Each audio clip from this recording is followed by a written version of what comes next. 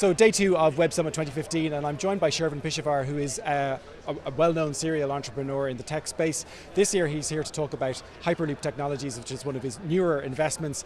Shervin, I suppose first of all explain to people who don't know anything about Hyperloop what the concept is, what are the plans? Sure.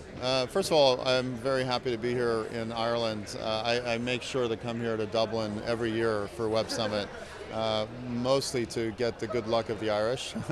I closed the Uber investment, the term sheet at the Shelbourne Hotel 3 years ago at this conference. So, and last year we closed the term sheet for Hyperloop here in Dublin as well at Web Summit. So Ireland has a very special place in our hearts and has played a big role in Hyperloop. Hyperloop is a new transportation technology that can move people and goods at over 700 miles per hour. And the impact of that on the global economy is quite vast.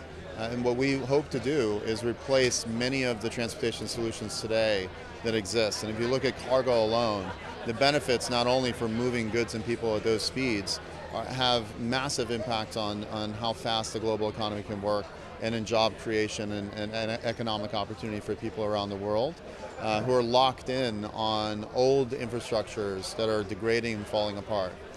The other aspect that it's very important is to make our planet greener, and Hyperloop is a much cleaner solution. So it's not just about the speed, it's also about making our planet greener. One statistic that's important is that the top 15 cargo ships in the world pollute the world more than all of the cars in the world. That's 1 billion cars versus 15 cargo ships. And we hope to replace that aspect. And so how does it work? What's the concept? So the basic concept is we're able to build an actual tube that is at a near vacuum. So has very little friction, has a compressor in the front sucking in the air, and then air bearings that give it levitation. And we have a maglev-like magnets that also give it levitation. So you're basically traveling on a cushion of air at extremely fast speeds. So we can get it to over 700 miles per hour. The fastest high-speed rail in the world today goes about 385 miles per hour.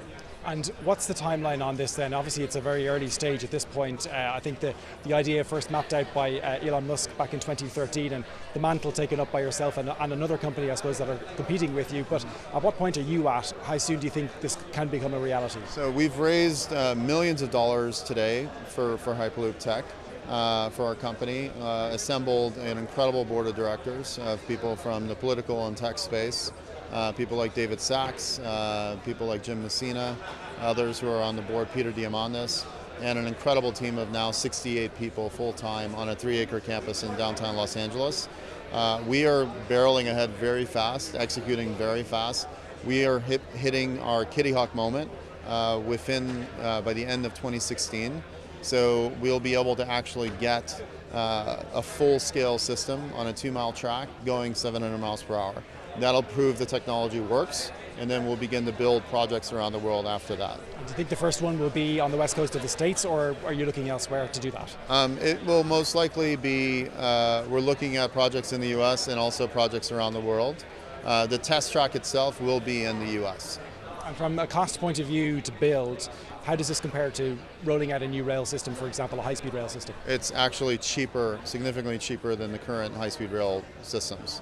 And one of the other benefits that most people don't realize is that we can actually build tunnels faster and cheaper than any other system today. Most of it is because of the steel tube design does not need any concrete reinforcements, so we can basically lay the tube and leave it as is with the integrated system inside for Hyperloop. Whereas in current tunneling systems, they've got to build all the concrete reinforcements before they build the tunnel through. And what would you anticipate the experience would be like for passengers on board? I mean, traveling at that kind of speed, we normally associate it with air travel. Will there be motion sickness as part of that, or no? It'll feel like you're in an airplane. And I suppose in terms of rolling this out, then what are the main stumbling blocks, the things that are potentially holding you back?